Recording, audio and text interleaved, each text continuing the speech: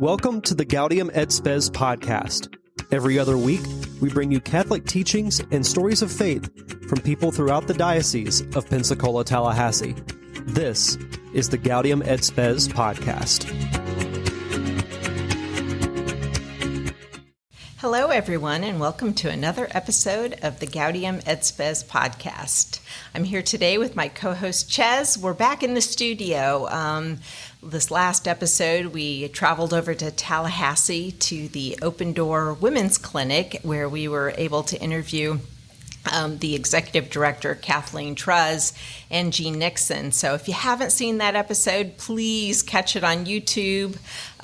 It was incredible. We just really enjoyed our time over there, and just hearing all of those incredible stories of the women and the families and the lives that have been touched. Those two women and the entire staff there at that clinic are just doing amazing work.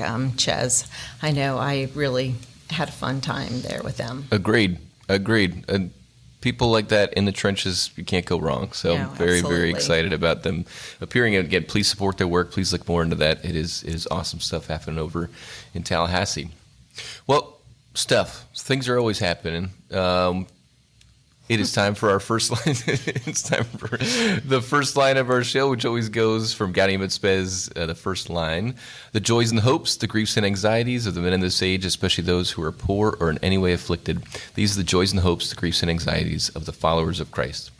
Suzanne, which one of those four? Joys, hopes, griefs, anxieties? All of them? You know, kind of in the last month, I think I've gone through just about all of them. For those of you that are not aware, my husband was diagnosed with a tumor. And so a lot of anxiety around that revelation and leading up to surgery. He had surgery last week, and so we just found out today that the tumor was benign. So a lot of joy, a lot of relief, a lot of just, celebration. Praise God. Thank you, Jesus. Mother Mary for looking over him. I just want to send a big shout out to all the healthcare workers, the doctors, the nurses at Baptist Medical that led him through the procedure, to our family and friends who kept him and our family in your prayers.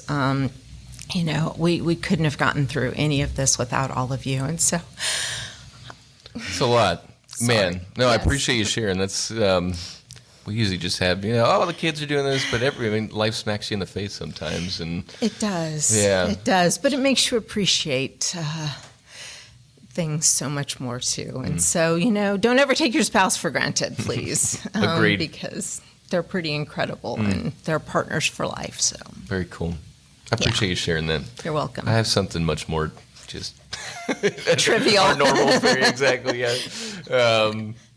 I guess I have joy and anxiety over football. So the Chiefs and the Eagles are playing in the Super Bowl. Everyone knows that. I'm a lifelong Eagles fan. Growing up outside of Philadelphia when I was a kid, Reading, Pennsylvania, everyone was Eagles fans. So as I've moved down to Florida, I've kept that Pennsylvania tradition. But my son John Paul has trended towards the Kansas City side of the family and his fandom of the Chiefs. So we're at odds. We're just like the Kelsey brothers. We're house divided. And is your wife wearing a jersey half and half like the Kelsey mom is? No, it's everybody against me in the house. It is fine. It's fine. Okay. Kelly did celebrate. She was a great cheerleader for the Eagles back in 2018 when we beat the Patriots. But not this time around. Okay. So I'm just caught in between. I have that dad anxiety where I'm like, well, I want my team to win. But I also remember 7 is a very tender age to where if somebody else in your family is rooting against your team and they gloat or it's just one of those that can kind of sour a relationship forever. Maybe I stated that too strongly there. I don't think that'll ruin our father-son relationship, but yeah, I'm anxious about how my son would handle a possible defeat of the Chiefs. So I don't know. We'll see what's going on. Yeah. But anyhow, Super Bowl. It's always a crazy event. What the heck? Well, speaking of crazy events, Vatican II, guys, we're starting it today. It is our first episode that Bishop is dedicating to first this book, to Sanctify the World, which he's going to talk about in the next 30 minutes or so. And we'll assess afterward. And then afterward, in his teaching episodes, looking at to some key documents from the council. So the biggest event in the history of the church in the last 100 or so years. So buckle up, and we'll see you after the bishop talks. In this episode, I'd like to talk about a book. The book is called To Sanctify the World, The Vital Legacy of Vatican II by George Weigel. And I'd like to talk about this not because this is a time for a book review, but because I believe it is so timely. And this book, it really captured my mind, my heart, and I want to share that with you because it asks the question, well, it asks several questions, but the big question is, was Vatican II necessary? This is a hot topic right now, and it has been for the last 60 years since the conclusion of the council in 1965. But it seems to come up again and again. You know, just recently I saw that Bishop Robert Barron was giving a talk about this based on a couple of op-ed pieces, I believe, in the Wall Street Journal, which questioned, you know, was it necessary? And I think there were two op-ed pieces. One said, best thing ever for the church. One thing said it ruined the church. And this is where a lot of people seem to be, you know, when they hear about Vatican II or they talk about it, they say, oh, wow, the church really began. The Holy Spirit really entered into the church and really began then, you know, with that council. And others will say, you know, the opposite, the exact opposite. Oh, it ruined everything. It ruined liturgy. It ruined, you know, the formation of priests and all of that stuff. So, but I find that I don't know. I was going to say like 90%, but it's probably higher of the people who talk about it, including myself, don't really talk about it with a lot of substance. It's more emotional. And many people have never even really read any of the documents from the council, nor do they know the history. So that's why this author, George Weigel, decided to take this on and not to talk so much about the emotional feelings after Vatican II and how it was or wasn't implemented and things like that. But he wanted to talk about where did it come from? Why was it necessary? Because, spoiler alert, he answers this question. Yes, it was necessary. And what does it mean today? And I think that's what we really need to do because this council is an ecumenical council like this is not something that happens every year. This is one of the most important events in the Catholic Church since the Council of Trent in the 16th century. That's saying a lot. So something that happened in my lifetime, all right, I wasn't born. I was born 2 years after it concluded, but basically in our lifetime, saying that something like that's one of the most important things to happen in the church in 500 years. It's really something to say, and it's true. So we owe it to ourselves to know what is Vatican II? What was it? What led up to it? And what does it mean for us now? And what are we, the church, teaching ourselves and the world about the church, about salvation, about Jesus Christ, etc.? So I received the book in the mail. I believe the author, George Weigel, sent that to, or had it sent to every bishop. And it intrigued me again because of the topic, not just another book on Vatican II, but this talks about the vital legacy. And the first, right away, it says, was it even necessary? And that captured my imagination, as I said. It's a very important discussion, as I said, for us to have because there is a lot of talk, a lot of argumentation about it. But who really knows why it was held, what it accomplished, and how it has impacted the church and the world, I would say, over the last 60 years. Again, as I said, most discussion today centers around the change in liturgy. If you like it, you love Vatican II, the change. You know, if you don't like it and you want more Latin, you want to celebrate Mass or go to Mass being celebrated in the traditional Latin form, then you tend to not like Vatican II. Some people say that it ruined the faith. Others boldly claim that it finally came alive with the council. Some say it went too far. Others complain still that it didn't go far enough. This book seeks to set the council in context. It didn't just happen out of the blue. It gives the history, as I said, and also what was said by the bishops and theologians before the council. What were people saying? What were they? How was the world preparing for this, even though they may not have known that it was coming? Or what kind of built in people's minds and hearts that led to Pope John the 23rd's calling of this ecumenical council? And as you'll see, I hope I can convey this. First, I'm conveying that I'm excited about the book because I learned so much, and I think it's so valuable for our discussion today.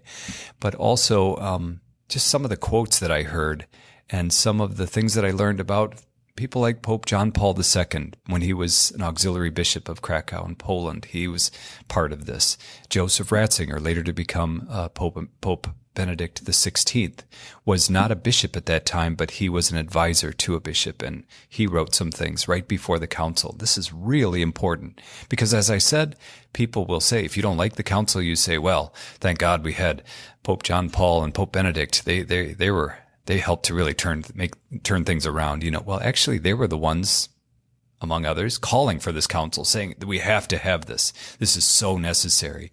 And even after, you'd be surprised to hear what both of them had said about the goodness, the beauty of the council, and the reason it was called, and what is coming out of it. Again, I just think it really helps to go to the source and to learn instead of just talking, through our emotions and our feelings and everything like that. So in this book, he looks at the major decrees and exhortations, apostolic constitutions and declarations. I think that it's something that few of us have done. And finally, the author, George Weigel, looks at the decades following Vatican II, talking about how Pope John Paul II and Joseph Ratzinger, later Pope Benedict XVI, gave the world the keys, as he called it, to understand and implement the council. So I'll give you an overview of the book, but I highly recommend that you read it yourself. Although Vatican II took place over 60 years ago, and although it spanned just 4 years, what was decided there and promulgated there will affect the Church for centuries, no doubt. No council says it all. No council can address all of the questions or concerns of that time. No council can plumb the mysteries of our faith. But this ecumenical council, called to bring us back to the source of our faith, that is Jesus Christ, addressed what it called the signs of the times. You may debate how effectively it addressed those concerns, but you can't argue with the fact that it continues to shape the way we Catholics profess our faith, talk about our faith, and, please God, share our faith with others. At the conclusion of the book, all the way at the end of the book, Weigel gives he says, if the teaching of Vatican II could be summed up in a single sentence, it would be this. Wow, there's an attention grabber, right? If someone says that, you're gonna sum up the whole council in one sentence. Well, here he does that on page 291. Here's what he says. If the teaching of Vatican II could be summed up in a single sentence, it would be this. Christ is the center of history, of the cosmos, and of the quest for an authentic humanism that creates human community in freedom and solidarity.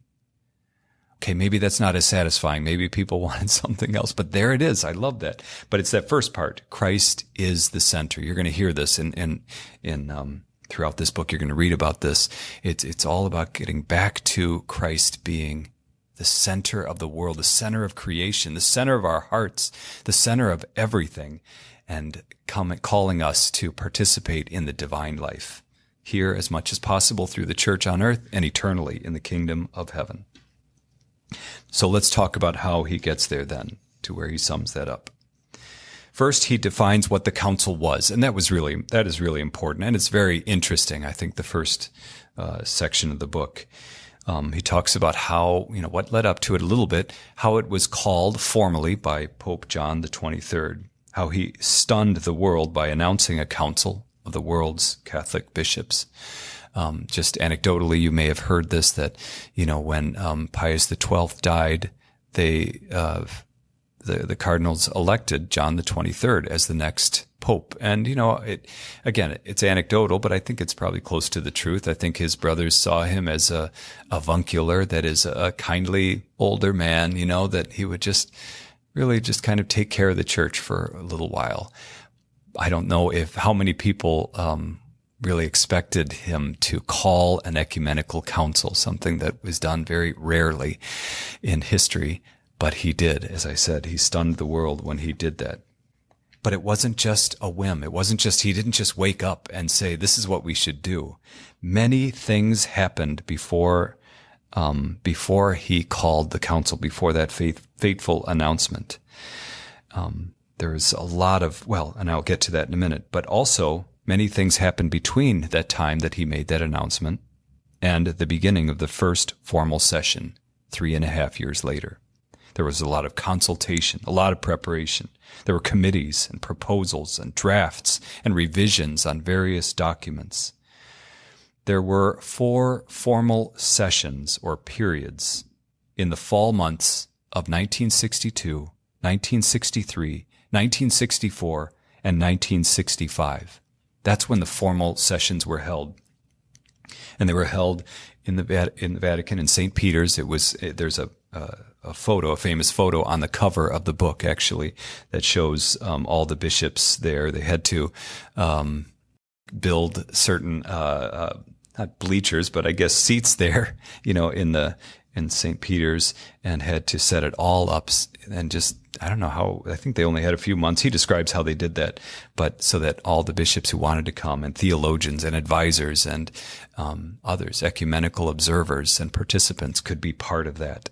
But there was a lot of preparation. But really, and so in between those sessions, that was when they did a lot of the debates and the discernment, the prayer, and coming up with these draft documents. And then when they would meet in those fall years, the fall months of those 4 years, that's when they would vote on these documents, and then they would be promulgated into the world. Unlike previous councils, this one didn't condemn anyone or declare anything to be heretical or anathema. They didn't. They said that at the beginning. This is not what we're doing. Many other councils, most of the other ones, had to stand up and say, no, this is heretical if you believe that Jesus wasn't the real Son of God. It is heretical if you don't believe that Mary is not the Mother of God. And or they defined things like Mary as the Mother of God in the Council of Ephesus, or Jesus Christ is consubstantial with the Father, among other things, in the Council of Nicaea and Constantinople, etc. But Vatican II did not make any new dogmatic proclamations, and it didn't focus on condemning anyone or declaring anything anathema. And also, unlike previous councils, Vatican II didn't produce a creed or declare a definitive dogma, as I said. Instead, the council produced 16 decrees, declarations, dogmatic constitutions, and a pastoral constitution. Of all of these, the author Weigel asserts that the 2 most important, I believe those are my words, I'm not sure if he said that, but the most important documents are Lumen Gentium and De Verbum. And I'll talk a little bit about each of those, both of those, in a minute. But every document, and the council itself, he says, should be read in light of these 2 dogmatic constitutions. These are part of the keys to understanding Vatican II, Lumen Gentium and De Verbum. Okay, now, a little bit of word on the history. Why was Vatican II necessary? I think this is fantastic and very, very interesting, at least to me, and I'm sure it is to a lot of people. Again, it wasn't done just because Pope John the 23rd woke up and said, I think I'm going to call a council. That would be fun. He hoped to address a very real and centuries-old crisis in the world. It could be traced back at least to what is called the Enlightenment of the mostly 18th century. That was a movement in Europe especially, but rippling out into all parts of the world, that focused on human flourishment, on human happiness and knowledge, science and reason, the separation of church and state, among other things. It occurred to people, the more they talked about this and the more they celebrated science and reason and the human mind, that maybe God isn't in charge. Maybe we don't need, God to direct our lives. We're doing it. We can do a good job. We can do that sufficiently on our own if we just put our minds to it. If we just come together. We don't need God perhaps to help us to order things on earth, because we can figure this out ourselves. And we know, we can figure out, we can determine what the ideal society and what makes life, I guess, a heaven on earth, or the best it can be on earth. Obviously, these are false notions, and it failed miserably, but this was the thinking, and especially as more things were being invented leading up to the Industrial Revolution, with more inventions and more advances in science and philosophy. I think that people seem to get to the point where they wondered, is God necessary, or is God? And the philosopher Nietzsche famously stated around that time, God is dead. It was scandalous. It was provocative, and it wasn't that he was ever a believer. He was mostly an atheist all his life, but he was just saying that, that there is no need for God. We have advanced beyond God in our world because of the human mind and reason, etc. We've been enlightened now. And this led to so many other things as well. Of course, this led to communism, to fascism, to many other political ideologies that promised to bring about the ideal utopia on earth, but of course failed miserably and excluded many and led to horrific wars, World War I and World War II, which left the world reeling after both of those wars, and I would say disoriented completely. Now that we had said we've taken God out of the picture, we said that the human mind could figure everything out. Look what that has brought us. It's brought us to the edge, basically, of destruction with nuclear war, with the Holocaust. Humanity came out of the Second World War, as I said, just lost and disoriented in a sense. Where was God? Where is God? And even, is God? These questions were being asked. Back to the 19th century, listen to what the theologian St. John Henry Newman said in 1873. He kind of sums up this time. And you would think, if I didn't tell you this was 1873, you might think this could have been written in 2023 or something. But this is what he wrote, St. John Henry Newman.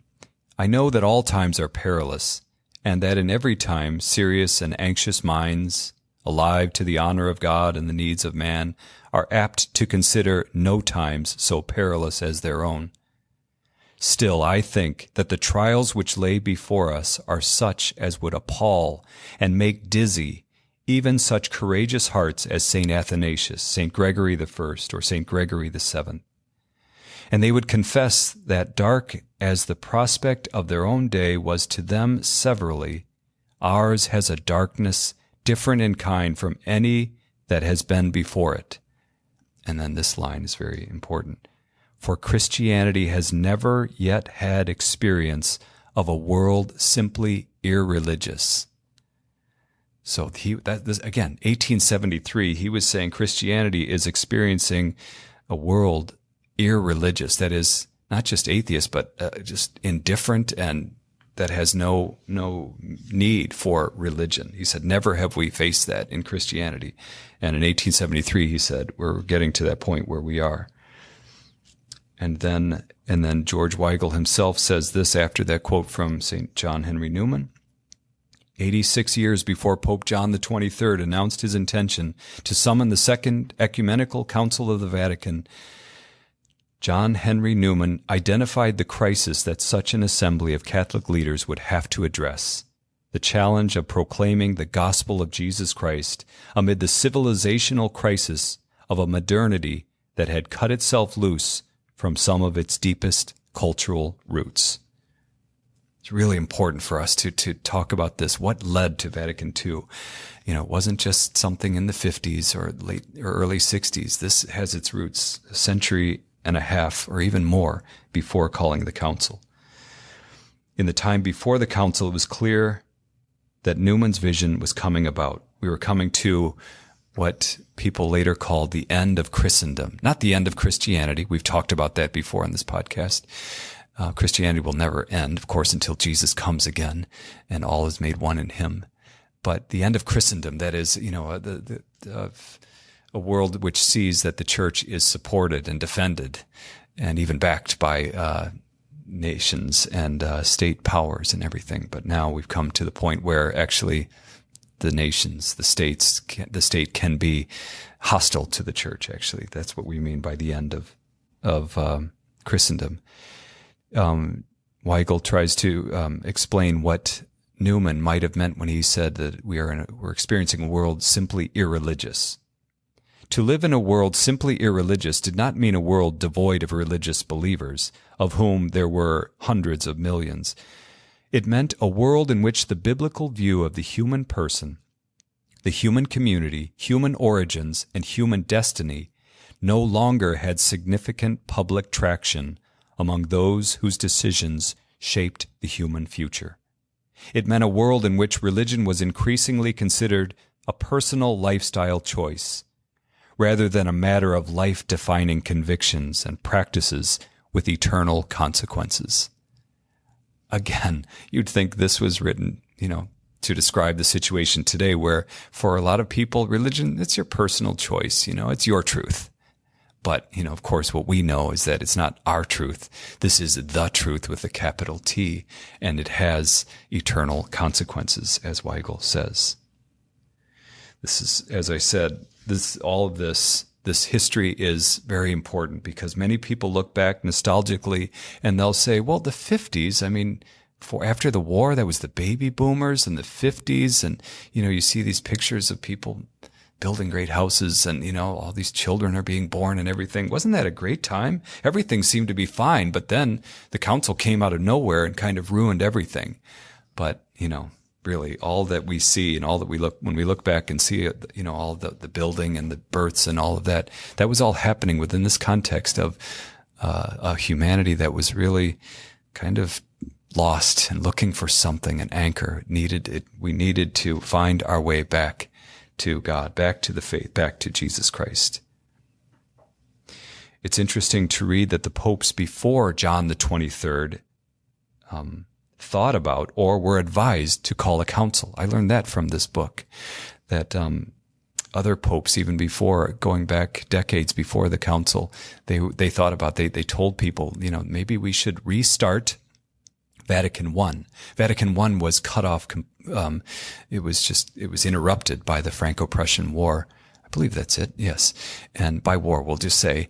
And they wanted to do more. They had defined the papal infallibility. That was kind of a big thing from Vatican I, but they really wanted to undertake the teaching on the ministry of the bishops and the priests, but it was cut off before then. So some of the popes before John the 23rd thought, well, let's restart Vatican I and complete what that council started, wanted to do. But they were because of world events, the wars, or they were advised not to, they decided not to do that. John the 23rd asked for input from the world's bishops before, as he called the council, he said, what I want before we start, as we're preparing, I'd like the world's bishops to weigh in. Weigel writes that a letter of invitation to submit discussion topics for a council was sent to 2,598 bishops, ecclesiastics, mostly bishops, and elicited 1,988 responses, or 77%, which is pretty good. 77% of the bishops and other church leaders wrote back with their thoughts. One can imagine there were varied responses. Some were saying you got to change everything. Some were saying don't change anything. And a lot were in the middle. But for me, the most interesting was to read a response from the young Polish bishop, Karl Wojtyła, auxiliary bishop of Krakow, later to become Pope John Paul II. On page 78 and 79, we read this. Above all, Bishop Wojtyła wrote, people today seek an answer to the problem of the human person and our place in the world. Failed or exaggerated humanisms had not answered modern humanity's deepest questions. They had very often resulted in despair about human existence. This was the core civilizational issue that the Council must address. It would best do so by a fresh presentation of Christian personalism, which it seemed fitting and timely to delineate in doctrinal terms. And then, the modern world, in Wojtyła's judgment, was suffocating from materialism in its several varieties, scientific, positivistic, dialectical. Confronted by that crisis, the Church must propose a Christ-centered humanism that lifted humanity up by restoring a sense of transcendental spiritual order within the human person, who is created in the image and likeness of God, and is thereby constituted as a person, a creature who reflects the personhood of that trinity of divine persons who compose the Godhead. So again, when some people say, the council messed everything up, it's just a bunch of these people who wanted to change. Here we have Bishop Wojtyła, later John Paul II, who said, we must call this council. We must address this and lift up the human spirit and remind people that Jesus Christ is the center of the world. And Father Joseph Ratzinger did the same thing as well. And he said, he was very pro-council. He said, we must do this so that we can remind people that Jesus Christ is at our center. Very interesting. You notice if you've read the encyclicals of Pope Benedict XVI, you see echoes of that. His first one is Deus Caritas Est. God is love. And he talks about how we are all created in the image and likeness of God, and we are caught up in the love that God has for each one of us. And then his second one is on hope, the hope of salvation that is ours in Jesus Christ. Even before the council, Father Ratzinger was talking about these things. So it's very interesting, I think. Okay, now, what did Vatican II teach? The author, George Weigel, paints a picture of council sessions and everything that surrounded them. Where did they meet? How were the documents written? What were the votes like? They had to vote on these things. How did Pope John the 23rd intervene? And later, Pope Paul VI, because John the 23rd died shortly after the council began, and Paul VI then was elected and decided, of course, we're going to keep going with this. And he was very, very active, and he made many interventions and guided the council, I think, beautifully through the last couple of sessions. John the 23rd's opening address states his intention and the Church's intention as to why we are doing this. He says this: the primary purpose of Vatican II would be to enrich and intensify the Church's proclamation of the salvation won for humanity by Jesus Christ. This was the reason for the Church's existence. I've said that in this podcast. It's echoing down, 60 years later, where I reminded you and me and all of us that this great truth that was proclaimed definitively at Vatican II, and especially by Pope Paul VI, the Church exists to evangelize. So it's right there. Okay, great. Okay. Read 97. I already did that. This is why the Church exists. Okay. On September 11th, 1962, 1 month before the council convened, Pope John the 23rd gave an important radio address that further underscored his Christocentric evangelical intention for Vatican II. This is on page 102. This is what Weigel writes. Then came John the 23rd's precise definition of Vatican II's raison d'etre, the reason for being. This is what the Pope wrote. Of fundamental importance is what is said about the very reason for the councils being held. At issue is the response of the whole world to the testament of the Lord which he left us when he said, "Go, teach all nations." The purpose of the council is, therefore, evangelization. And then Weigel takes up the two most important achievements of Vatican II, the dogmatic constitution on divine revelation, called De Verbum, the Word of God, and the dogmatic constitution on the Church, called Lumen Gentium, the Light of the Nations. Although all the documents are important, these two provide a lens and the means for going forward as the Church of Jesus Christ. After all, these addressed what John the 23rd noted as the goal of the council, that we remember that we are a Christocentric church. That is, Christ is the center of the church, the center of creation, and we are called to evangelize. There's a lengthy quotation from the book which I think gets to the heart of that first document, De Verbum. That is the Word of God. But I want to read it. So it's on page 113. In De Verbum, the Catholic Church affirmed that humanity does not live in a claustrophobic world, a world of self-creating, self-contained, autonomous human beings, caught in a narcissistic trap of reflection, a world of self-absorption, silence, and darkness. Rather, the bishops of Vatican II taught, we live in a world open to transcendence, to that which is greater than ourselves. Modernity's misconceptions had not changed the fact that the human world is a world with windows, doors, and skylights, even if it seemed that ideological modernity had painted over the windows, closed the skylights, and bolted shut the doors. The human world and human history were neither absurdities nor the exhaust fumes of impersonal economic forces. The human world, the Council taught, was intrinsically open to a divine word spoken into it, a word spoken by a God who entered history to show the path toward a truly humane future, and who invited men and women to follow humanity's Creator on that journey, which ultimately led to communion with the divine. What a great paragraph. That really sets up, that kind of encapsulates briefly what the document Dei Verbum is about, and really how the whole council should be viewed. This is all God's doing. Science and reason are both good things. The human mind is incredible, but these are limited. Only God brings us salvation in His Son through the Holy Spirit, and God alone offers humanity the opportunity to share in His life. We have seen what the human mind and science and reason can do. We've seen the limits of it, sometimes horrific, sometimes catastrophic in the world.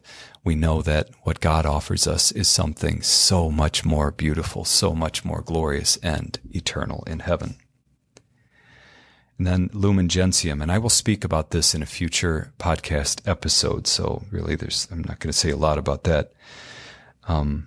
Along with Gaudium et Spes, I'll offer the next two on those.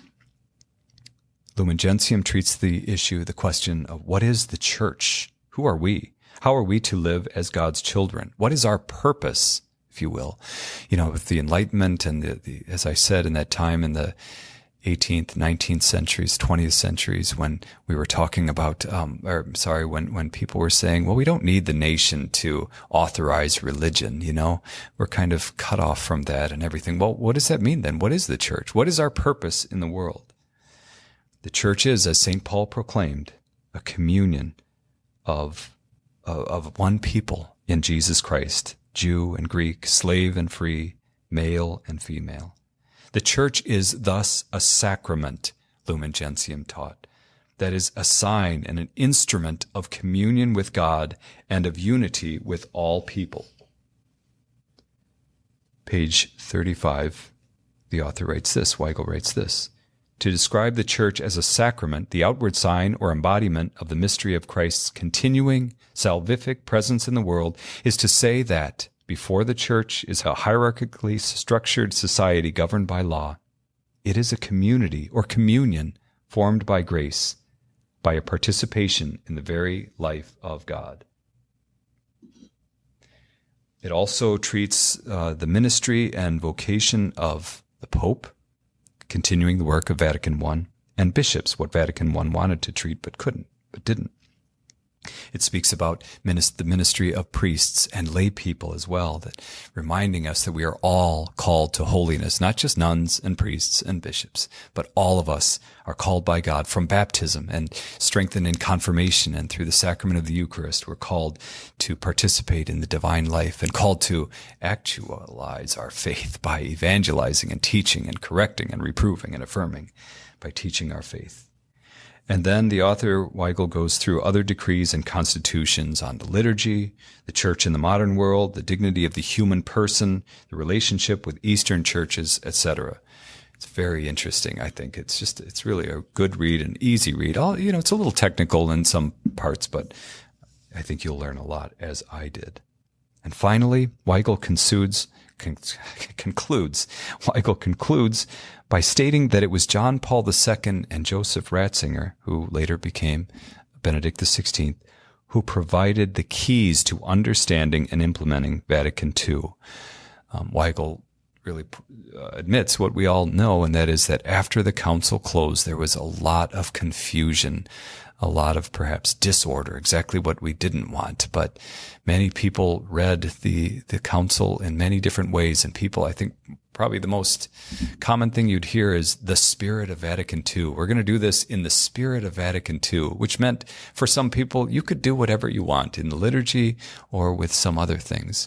It was a time of great upheaval as well because of that, and because of the things going on in the world with many, many priests leaving the priesthood, many religious leaving the religious life as well.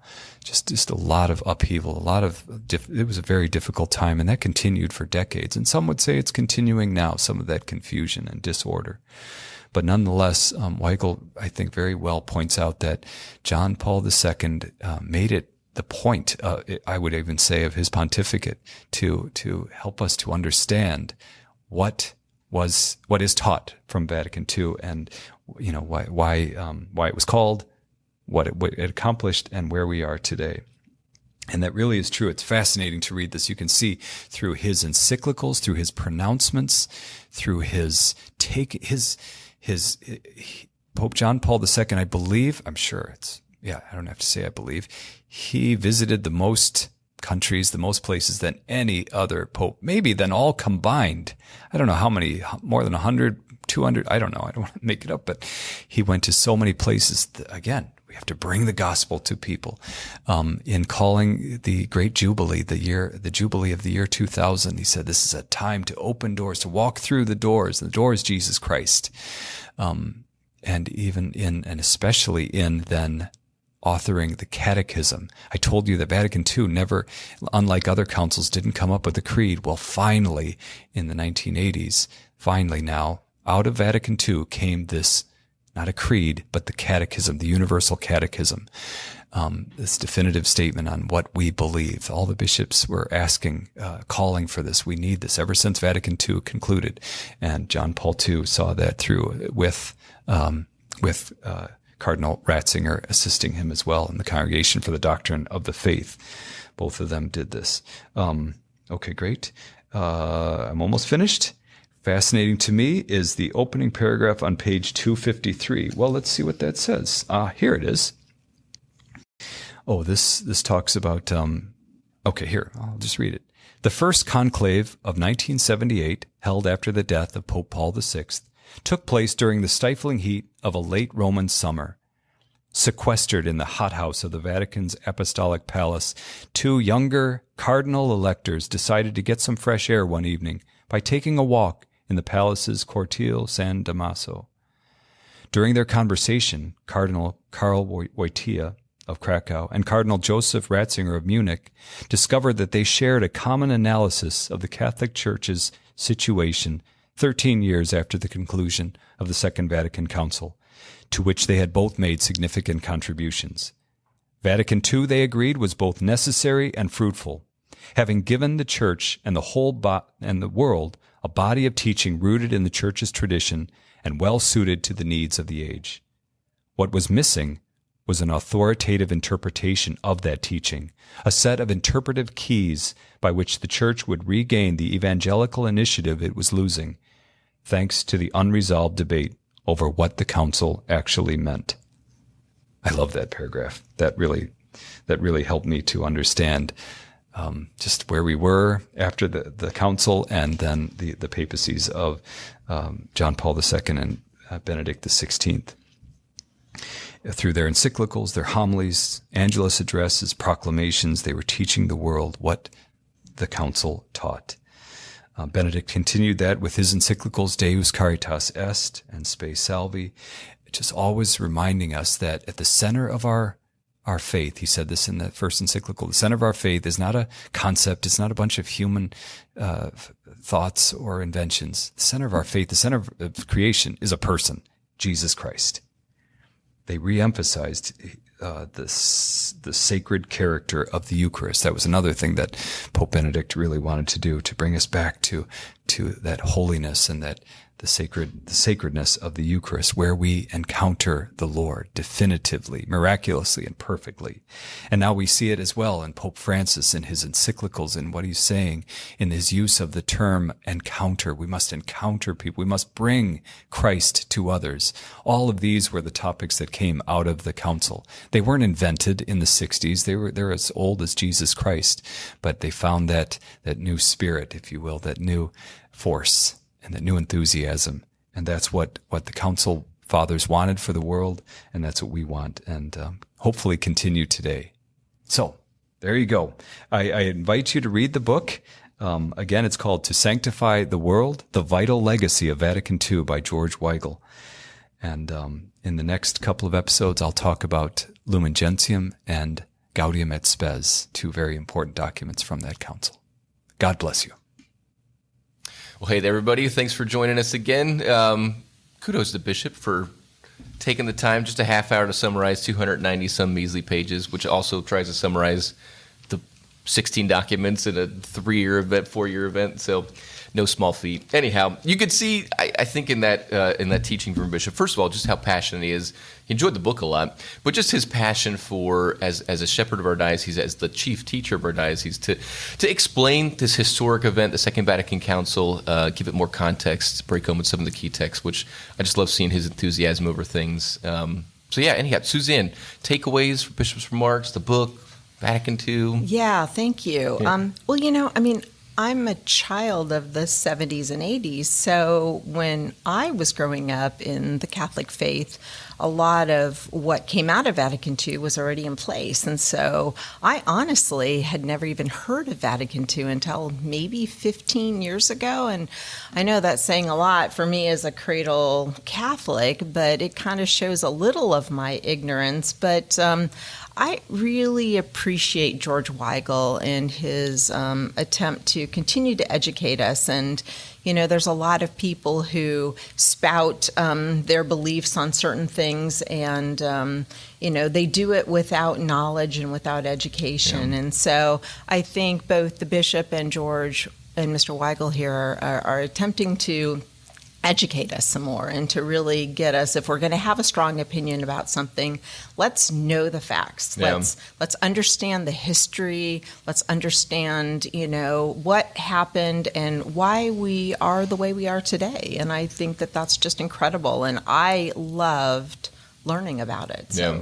It's a great book, by the way, guys. Please pick it up. I mean, George is not paying us, Mr. Weigel is not paying us any kind of commission, but it's a great book. I totally agree. Susie, my experience growing up in the 80s, 90s was kind of, I experienced the fruits of Vatican II without having any idea that Vatican II was on it. My conversion, I've shared on this, came through both a Life Teen as a youth ministry organization youth group model, which is very much a Vatican II inspired kind of a youth movement. The Steubenville Conference, very much kind of a Vatican II inspired conference movement in the country. My time, our Florida State Catholic Student Union campus ministry. Again, it's not like it didn't exist before Vatican II, but very much in the direction of Vatican II. So I just experienced it, and the things I heard growing up, sometimes I think most often people associate it with, that's the council that changed it from Latin Mass to the Mass that exactly the vernacular. Right. And then I swear I heard the phrase so many times, which speaks to your point about needing to be educated. Like, ever since Vatican II changed all that, I mean, like just colloquially, just like in passing, I would hear, like, I don't know what that is. Yeah. But anyhow, it does behoove us as Catholics, especially if, those who are interested and active in their faith and stuff. It was something that, I didn't change everything, but we do kind of experience, especially if you're in Florida, where a lot of churches were built maybe the 40s, 50s, 60s, 70s, and stuff like that. It's a pretty Vatican II flavored type of Catholicism. If you're in other parts of the world that your church is 800 years old and it's been the same for 1,000 years, maybe a little less so. But especially in the American church, especially in Florida, we have some heavy influences in our architecture and all kinds of things. You can go along with that. But it's something that it's very daunting, I think. I don't know if it's like that. Oh, yeah. I mean, just reading through Weigel trying to summarize it, 16 documents, plus the history of how the council actually transpired, which you get a ton of in this book, of like why it was called, who were the key players, what were the deliberations like, the key commissions that set up the documents. And those documents got changed, and then we got revisions, and it's like, well, it's a lot. It certainly is. I mean, another point, I think it was so interesting to read how much Pope John Paul II and Pope Benedict were, heavily involved in all of this. And they were, truly some of the big brains behind all of this. And to see it through to fruition, to make sure that, this time wasn't wasted. It was well spent, and continuing that on with all of us. And gosh, we wouldn't be sitting here today and calling our podcast Gaudium et Spes if it wasn't for Vatican II, right? That's totally right.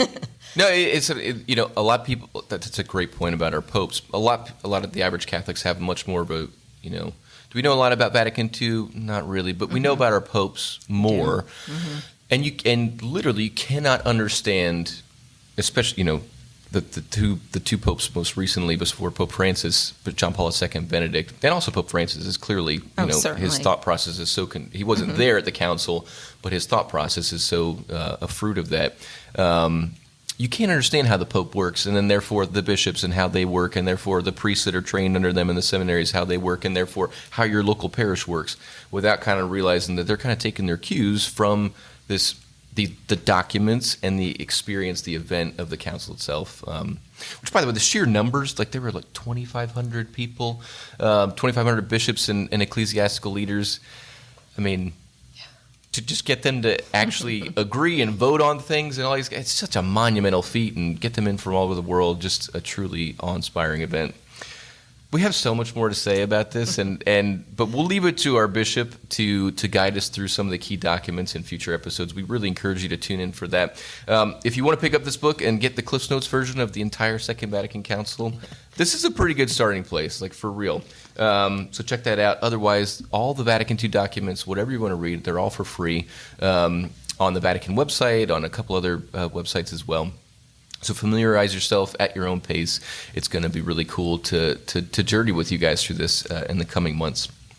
Speaking of things going on, plug real quick. Speaking of Vatican II, we're going to read a lot about the laity and the impact of Vatican II on empowering and bringing the laity to the forefront in our diocese. If you want to go deeper in your faith on things like Vatican II and a whole bunch of other topics, the Lay Formation Institute, which is a diocesan initiative that educates lay Catholics, adult lay Catholics in their faith more, is opening up a new cohort coming soon. So check out ptdiocese.org/Lay Formation Institute if you'd like to check that out and get in some info sessions. And anyhow, shameless plug. Thank you. Our next episode will be in celebration of Black History Month and the experience of a few Catholics in our diocese who are both African American and Catholic and experienced just their life in the faith and their conversion stories and different experiences they've had in time. It's going to be a really interesting episode. So please tune into that, and we'll see you there in 2 weeks' time. Thank you for tuning in today to the Gaudium et Spes podcast. If you would like to know more about our podcast, please visit gaudiumetspes.net or go to ptdiocese.org and click the button that says podcast. If you listen to the audio version from an app such as iTunes, Stitcher, or Spotify, be sure and rate, review, and comment. If you watched us on YouTube, make sure you like and subscribe or leave us a comment there as well. Thank you for joining us.